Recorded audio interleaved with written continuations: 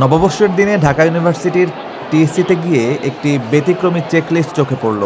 পুরনো বছরকে বিদায় জানাতে ঢাকা ইউনিভার্সিটির শিক্ষার্থীরা যাহা হারাইলাম আর যাহা পাইলাম নামে একটি চেকলিস্ট বানিয়েছে। আমরা যদি একটু জুম করে দেখি, প্রথমেই হারিয়েছি আমরা আপাকে, তারপর ঢাকা ইউনিভার্সিটির গেস্ট রুম, হেলমেট লিগকে হারিয়েছি, গণরুম হারিয়েছি, রাজাকার ট্যাগ দেওয়া হতো সহমত ভাইকে হারিয়েছি, মধুর প্রটোকল হারিয়েছি, মঙ্গল শোভাযাত্রাকে হারিয়েছি, আর হারিয়েছি আয়না ঘর।